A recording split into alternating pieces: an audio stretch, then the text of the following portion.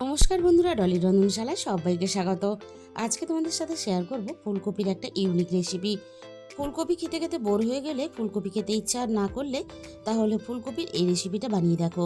তাহলে চলো রেসিপিটা আমি কিভাবে বানিয়েছি এবার সেটা দেখে নেওয়া যাক। আমি এখানে একটা বড় বাটির মধ্যে ছোট বাটির হাফ বাটির একটু বেশি টক দই নিয়ে নিলাম। টকের পরিমাণ বুঝে টক দইটা ব্যবহার করতে হবে। এবার আমি এই টক দইয়ের মধ্যে কিছু গুঁড়ো মশলা অ্যাড করে দেব। প্রথমে আমি দিয়ে দিলাম স্বাদ মতো লবণ, আর দিয়ে দিলাম এখানে হাফ চামচের মতো হলুদের গুঁড়ো, আর সাথেই আমি এখানে দিয়ে দেব ঝালের জন্য 1 চামচ লঙ্কার গুঁড়ো। ঝালের গুঁড়োটা অবশ্যই নিজেদের স্বাদ মতো ব্যবহার করবে। আর সাথেই আমি এখানে দিয়ে দিলাম 1 চামচ ধনে গুঁড়ো, আর এখানে দিয়ে দেব হাফ চামচের একটু কম জিরে গুঁড়ো। এখানে জিরে গুঁড়োর থেকে ধনে গুঁড়োর পরিমাণটা একটু বেশি ব্যবহার করতে হবে। আর সাথেই আমি এখানে দিয়ে দিলাম কালারের জন্য অল্প একটু কাশ্মীরি লঙ্কার গুঁড়ো। আর সব শেষে আমি এখানে দিয়ে দিলাম হাফ চামচের একটু কম গরম মশলার গুঁড়ো।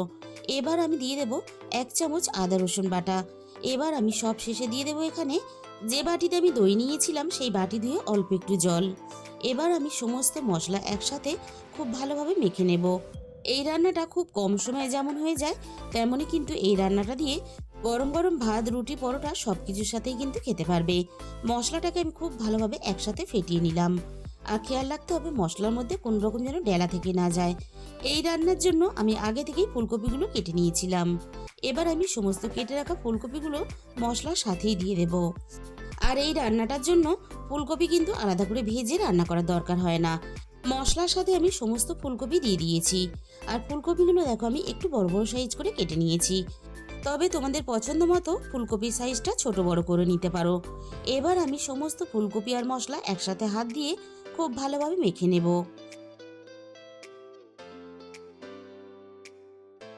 ফুলকপি আর মশলা আমি একসাথে খুব ভালোভাবে মেখে নিয়েছি।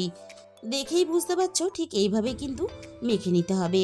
যেরকম আমরা মাংস করার আগে মশলার সাথে মাংসটা ম্যারিনেট করে রাখি, ঠিক সেইভাবেই কিন্তু আমি মশলা আর ফুলকপি একসাথে মেখে নিলাম।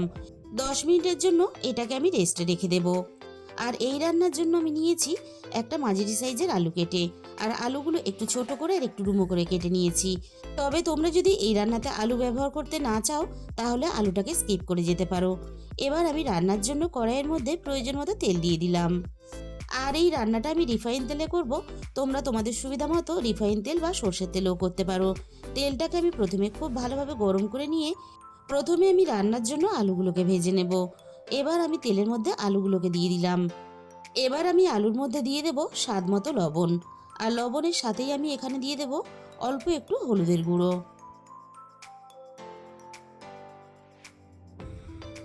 এবার আমি লবণ আর হলুদ দিয়ে নাড়াচাড়া করে আলুগুলোকে বেশ ভালোভাবে একটু সময় নিয়ে ভেজে নেব।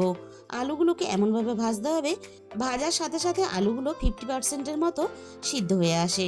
আলুগুলো আমি মিনিট 5-6 মতো নাড়াচাড়া করে বেশ ভালোভাবে ভেজে নিয়েছি। আলুর গায়ে দেখো একটা সুন্দর ভাজার কালার চলে এসেছে। এর থেকে আর বেশি ভাজার দরকার নেই। এবার আমি সমস্ত ভাজা আলুগুলোকে কড়াই থেকে নামিয়ে নেব।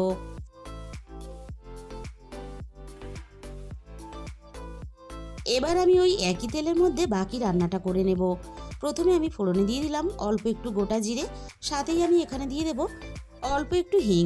এই সময় কিন্তু গ্যাসের ফ্লেমটা একেবারে লোতে রাখতে হবে, যাতে হিংটা তেলে দেওয়ার সাথে সাথে পুড়ে না যায়। এবার আমি তেলের মধ্যে দিয়ে দেব বেশ কিছুটা পেঁয়াজ কুচি। আমি এই রান্নাতে একটা বড় সাইজের পেঁয়াজ ব্যবহার করেছি। এবার আমি পেঁয়াজটাকে নাড়াচাড়া করে বেশ ভালোভাবে ভেজে নেব। মিনিট 2-3 মতো আমি পেঁয়াজটাকে নাড়াচাড়া করে বেশ ভালোভাবে ভেজে নিয়েছি। এবারে আমি পেঁয়াজের সাথেই দিয়ে দিলাম একটা মাঝারি সাইজের টমেটো কুচি। আর টমেটোর সাথেই আমি দিয়ে দিলাম অল্প একটু স্বাদ মতো লবণ। এই সময় লবণটা দিলে তাহলে টমেটোটা খুব তাড়াতাড়ি খুব সহজে নরম হয়ে যাবে। এবার আমি পেঁয়াজ টমেটো একসাথে নাড়াচাড়া করে বেশ ভালোভাবে একটু ভেজে নেব। টমেটোটা বেশ ভালোভাবে নরম হয়ে গেছে। আর যেহেতু শীতকাল, তাই আমি রান্নার মধ্যে 1 মুঠো মটরশুঁটি ব্যবহার করলাম। এবার আমি মটরশুঁটিটা নাড়াচাড়া করে মিনিট খানেকের মতো একটু ভেজে নেব। মটরশুঁটি, টমেটো, পেঁয়াজ সবকিছু একসাথে বেশ ভালোভাবে ভেজে নিলাম। টমেটোটা দেখো খুব সুন্দরভাবে গলে গেছে। এবার আমি ফুলকপিটা দিয়ে দেব। ফুলকপিটা মেখে রেখে দেওয়ার জন্য বেশ অনেকটাই কিন্তু নরম হয়ে গেছে, আর ফুলকপি থেকে হালকা জলও ছেড়ে দিয়েছে। এবার আমি ফুলকপিটা সবকিছুর সাথে নাড়াচাড়া করে একটু কষিয়ে নেব।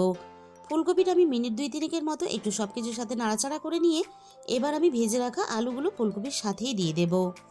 এই রান্নাতে খুব বেশি কিন্তু আমি জল ব্যবহার করব না, তাই আমি এই সময় ফুলকপির সাথেই আলুটাকে দিয়ে দিলাম। এবার আমি আলু আর ফুলকপি একসাথে নাড়াচাড়া করে একটু সময় নিয়ে বেশ ভালোভাবে কষাতে থাকবো। আলু আর ফুলকপি আমি একসাথে নাড়াচাড়া করে বেশ ভালোভাবে সময় নিয়ে কষিয়ে নিয়েছি। ফুলকপি আর মশলা আরও ভালোভাবে একসাথে পাক হওয়ার জন্য আমি কড়াইটা একটু ঢাকা দিয়ে দিলাম। মিনিট ৩-৪ মতো আমি কড়াইটা ঢাকা দিয়ে দিয়েছিলাম।